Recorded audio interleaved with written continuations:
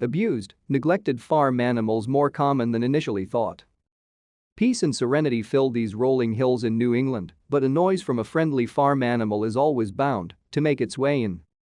Alpacas, donkeys, horses, sheep, goats, pigs, ducks, chickens, geese, peacocks, pheasants, and partridges are just some of the animals at West Place Animal Sanctuary in Tiverton, Rhode Island. They sure seem like the happiest bunch around, but make no mistake. This place is no petting zoo. West Place is a non-profit with a primary focus on rescuing farm animals from abuse, neglect, and cruelty cases.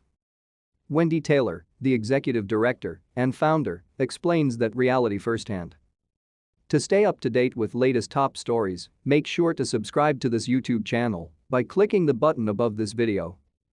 Every morning, I open my email and there is another cruelty case, Taylor said.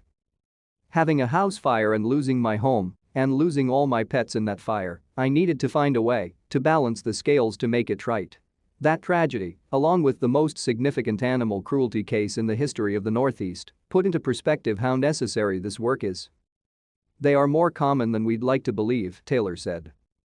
So there were 1,400 animals living in squalor, and they were all in some state of either dead or dying, and the live ones have tumors and boils and open wounds.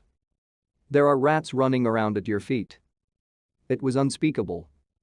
There was a hole. There was something missing. No one was rescuing those from severe cases, and I wanted to fill that void. Since opening 15 years ago, more rescues like this have popped up across the country. However, there still are not nearly enough resources to help the number of animals who need it.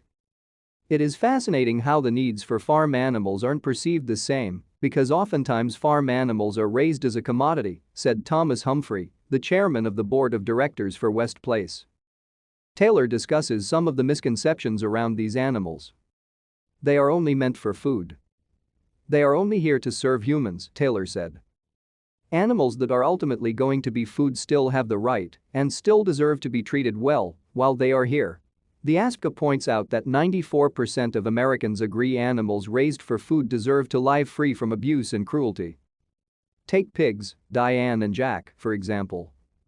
They had no hair. They were completely bald. Their skin was gray and cracked and even bleeding, said Patrick Cole, the director of development and communications for West Place. They were told it was a hospice situation when they took them in, but that's no longer the case. It puts a lot into perspective. What's important, what's not, said Jeffrey Patrick Gold, a volunteer. This abuse and abandonment is systemic and is widespread. It's got to change. The goal in the future is to expand both physically and with headcount so that we could never have to say no, Humphrey said. Their successes can be the story for other animals if attention is paid to this problem. It's basically one animal in, one animal out.